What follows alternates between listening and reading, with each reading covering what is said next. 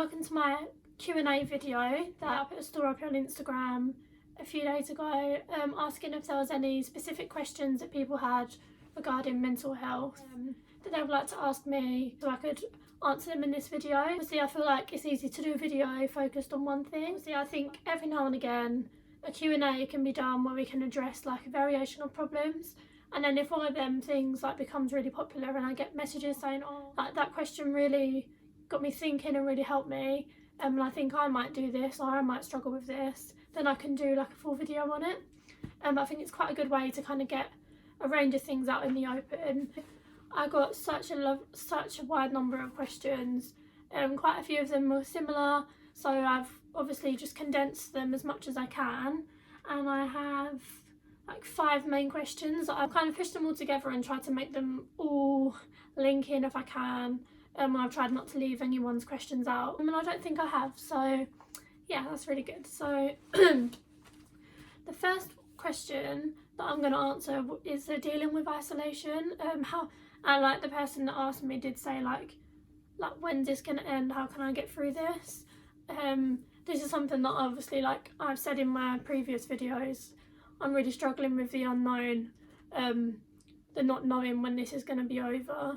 And obviously like that's a question that no one at the moment can answer, and I do think like most people in the world are really struggling with this question, especially if you suffer with anxiety. And like my anxiety, like the way I kind of overcome it is by having a plan, by knowing when I'm going to do this, what, why, where, when. Like I have to know when everything's going to happen and then I can work towards it.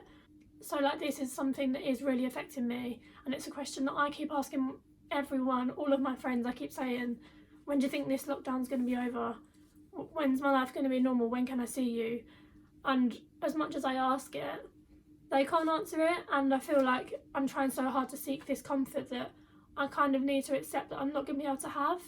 And that's a question that, again, like, I can't answer how long this is going to go on for, and I wish I could, because I think it would solve a lot of my struggles at the moment, but I can't. So what I'm going to say for this question is I'm going to focus more on how to deal with it, because we are not in control of what happens to us in our life, especially when it's things like these outbreaks. Pandemic or an epidemic like this is something that's completely out of our control, and I think this is the best time to use techniques that you've learned, or to try and learn new techniques on how to manage stress, how to live in the moment, how to take it day by day.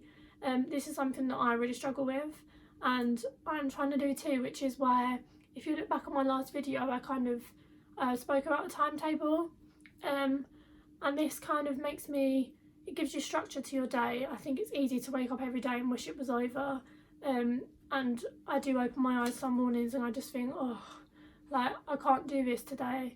And there has been days, like the other day I stayed in bed until 6 in the evening, or like 5:30 I think, and like yeah, I did feel shit and it was a really bad day, but I have still got this timetable. It's there when I want to use it and when I'm strong enough to use it.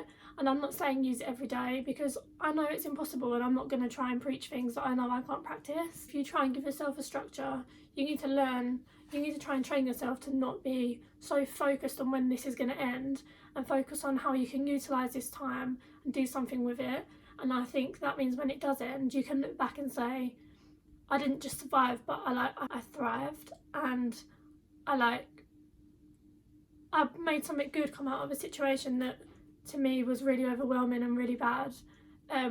So things I'm doing, I'm trying to learn fluent Turkish. I was really good at it when I was younger. I was like on the verge of being fluent, and just where I've been at uni and stuff for so long, like it's not been my main priority. And now, like, even though uni should be my priority right now, I'm struggling to focus. So as well as trying to get my uni work done, I'm trying to have other things I can focus on. So I'm using Duolingo to try and learn Turkish. I'm making myself goals throughout the day. I get up in the morning and I write what I'm grateful for. I plan out my day and I'm trying to stick to it as much as I can. It's really hard, and you do need to accept and understand that you are going to have days where this isn't possible. But the more days that you can do this, it's going to make this all go so much faster. Even though I can't say when the end is, there is an end, and this will not go on forever. and I'm just really trying to stick to that myself as well. Just don't feel alone. So tying into that question, sorry, I'm just going to tick off what I've answered already. So I'm going to tie this in with this question. So coping leaving the house when usually it's like your form of escape. This is me, like down to a T. When I don't feel good, what I do is distract myself by either seeing friends. No matter what distraction I use, I get out the house to do it. So this lockdown is the complete opposite to my coping mechanisms. It's literally making me use a whole bunch of different ones that I've never used before, because it's the opposite to what usually helps me. The person that asked this question, so many people have come to me saying that they feel like a prisoner in their own home, and that their main coping mechanism is to leave the house, as is mine. So you're really not alone, anyone that feels that way. I'm telling you now that so many people have said this to me, and I think this is a big thing.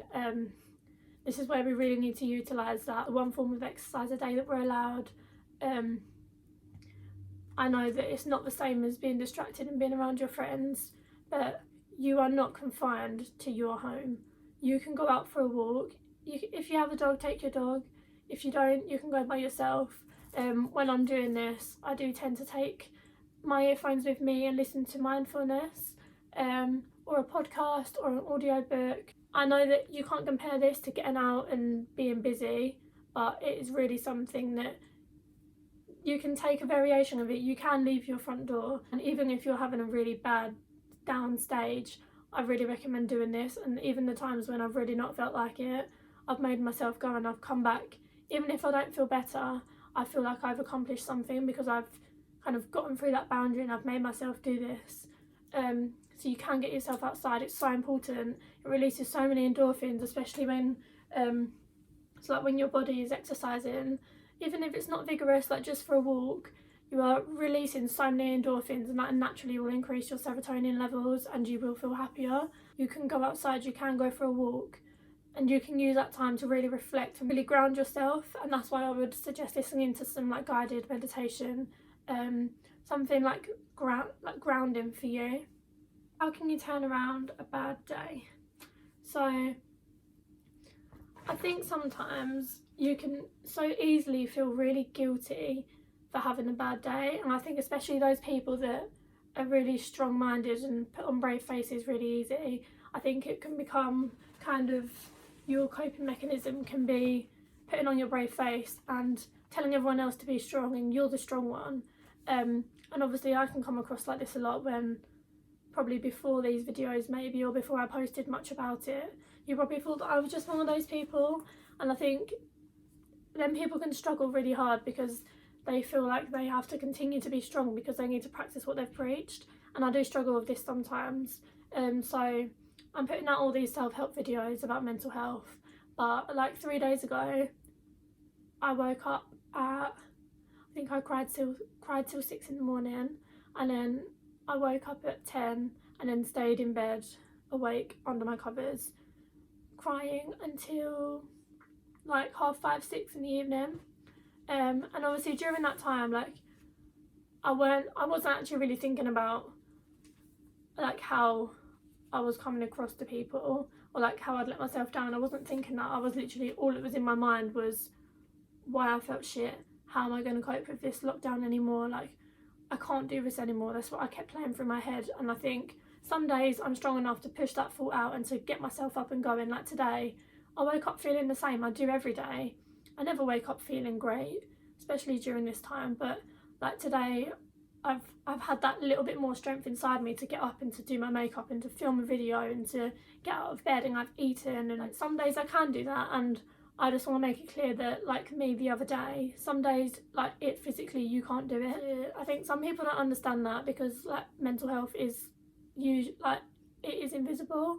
And I tried to explain it the other day to one of my friends, saying, like, telling me to get out of bed today when I feel like this is like telling someone who just broke their leg to just get up and walk.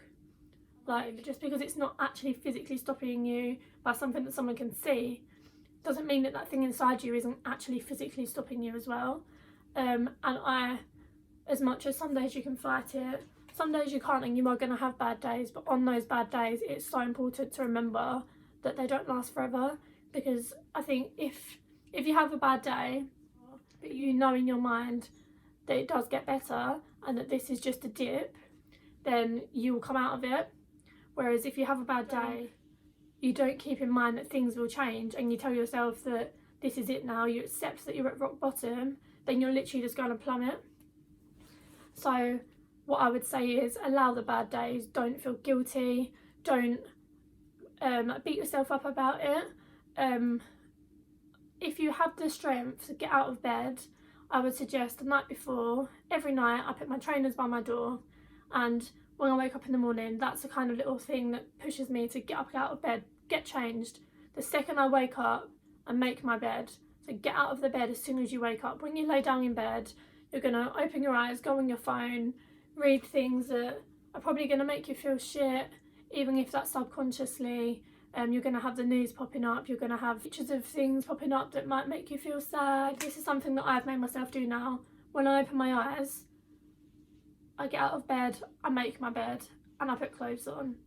And I do like my skin routine, brush my teeth. You need to do this as soon as you wake up if you think that you're going to spiral into a bad day. Obviously, if I wake up and I'm feeling good, then I'll follow my timetable where I've said, oh, I'll chill in bed for a bit and I'll watch a funny episode or something that I like. And like, that's fine. But if you really feel like this is a day where you could spiral, then I would suggest getting a move on instantly, so that you can't linger on things. You don't give your mind that time to kind of like process how you might be feeling. You kind of just get up and push yourself through. So that would be what I would say if you feel like you're about to enter a bad day. But obviously if it's that bad, then there's nothing wrong with just letting that day maybe slip by between your fingers, like I did the other day. I physically couldn't do it to myself. I didn't have the strength until 6 o'clock to get out of bed. But then when I did get out at 6 o'clock, I didn't feel bad about it. I felt proud that I'd got out of bed and I'd gone down and made myself dinner. The smallest things, such as showering, eating, getting dressed, making your bed, like, you really need to reward yourself for these things. Even if you write them down, like, I'm proud that today and then write all these things, and you can see every day all these little things you've done, and it will really make you feel good. So the next question that I've tied in a few of these 5 as well, so even though I said it will be 5 questions, but I've kind of linked a lot of them. Here I have such a good question, and I wanted to do it last because this is something I really want to focus on, and I think it's something that people probably never would have heard of before. Do you have any tips on how to stop catastrophizing? So I feel like it's quite a daunting word, and you might think, what the hell is that? I don't struggle with that. But I think when you listen to what it actually is, it's like a big symptom of anxiety. Catastrophizing is when you have a situation or like something happens or might happen, and basically you assume the absolute worst. If I pull it into instance for now, we've been told we're in lockdown, and I've been catastrophizing with that. So we got told that it's for 3 weeks and that it will be reassessed. But I've completely catastrophized that. So I've heard that and I've said, right, it won't be 3 weeks, he's going to reassess, it's going to be more, it's going to go on for 3 months, this is going to absolutely destroy me, it's going to ruin everything I've got, it's going to be hard for my relationship, it's going to be, I'm not going to see anyone, I'm going to be miserable, I'm going to fail uni. That is how my brain works, and that is called catastrophizing. So you take any little situation and you turn it into like a catastrophic event that might happen. So I'm just looking down because I have a chart here that my therapist made for me last year, because she literally said this is what I do, and she's basically given me this little sheet, and I have to fill it in every time I start catastrophizing about something. So it's got a few questions here. One of them, what are you worried about? So I would write in there what I just said about how I'm worried about the lockdown and all these things that are going to happen because of it. And it says, how likely is it that your worry will come true? Give examples of your past experiences or other evidence to support your answer. So here you need to kind of be a bit more realistic with what you're thinking. Is this likely going to come true, or are you just being a pessimist about it? And are you assuming the worst? Have you got any examples of why this would happen, or evidence to support that? And then you And then the next step is, if your worry does come true, what is the worst that could happen? So this is quite a hard one, and I think you really need to be honest with yourself. You can't just write, it's going to be awful, I'm not going to survive it, I'm not going to get through it, because that's the catastrophizing. You need to decatastrophize. So you need to look at this question and really think, what is the worst that can happen out of this outcome? If you think you catastrophize over really small things, this is where you can really kind of put it into perspective. I'm going to attach a photo here now, and it's just basically, you can see it's the world with like a pinprick inside of the world, which says like your life and then this moment, and I think that really puts things into perspective for me. I absolutely love that photo, and I think that kind of ties in with that point of what's the worst that could happen. Like, you really need to look at the bigger picture. After that, say if your worry does come true, what is most likely to happen and how will you overcome this? So you're kind of saying, right, this probably isn't going to happen, I'm just assuming that it is because that's what I naturally do. Like, rather than look at any of the reasons why it wouldn't happen, you're focusing on the reason why it would, and you need to try and like break apart that reason. So as well as doing that, you also need to say, right, if that reason did happen, what would I do about it and what actions would I take? So that means that you've kind of also got a plan. You're not just saying, oh, I'm not going to do this, I'm not going to survive, it's going to be awful. You're saying, okay, it's probably not going to happen anyway, I'm catastrophizing, but if it did, this is what I would do. So that really, really will help you be more realistic with the approach and with the worry. If your worry comes true, what are the chances that you will be okay in 1 week, in 1 month, and in a year? And this is something that I find really important. I've seen the quote a few times that says, if it wouldn't affect you in 5 years, don't let it affect you now. I think it kind of ties in with that. So you're worried that you haven't revised too much for your exam, so that means that you're going to fail and then you're never going to get the job you want, and then you're going to be miserable and you're going to be poor and you're not going to be able to afford a house. So you need to take it back to, okay, I haven't revised enough for my exam, I might fail it. So once you've analysed it all and like decatastrophized, you then say, right, if that did come true, what would happen in a week? And how okay will I be in 1 week? Yeah, you'll probably be really shit in a week's time, because you would have failed your exam and you'll be dealing with the emotions of that. 1 month after that, you would have probably spoken to your tutors about it. You'll be well on your way to kind of sorting out the problem that has happened and finding a solution to it. So you would have probably booked like your resit exam or figured out a way on how you can fix this problem. And then in a year, this will be something that won't be affecting you anymore. You would have found your way through this and you'll be a year closer to where you want to be. You would have gotten through that it was a little hump in the road that you were so scared that it was going to be a mountain, and you managed to decatastrophize yourself and to tell yourself, no, this isn't going to happen, it's really unlikely that it will, but if it did, I will do this and I'll be okay. So yeah, that is a way that I would suggest, like kind of helping yourself if you find that you catastrophize a lot and suffer with anxiety and you feel that you're a bit of a pessimist, because like I know I am. So that is something that I do and it has really helped me. Yeah, so that's all for my Q&A. I do hope I've addressed like most of the questions that you have asked. Obviously if there's something you'd like me to go deeper into, please message me and let me know, and I will focus on that for like one of my next videos. I have a few more in mind that I'm going to focus on. If there's something you'd like me to address and you're quite desperate for it, please let me know and I can prioritise them accordingly. But yeah, thank you so much for watching.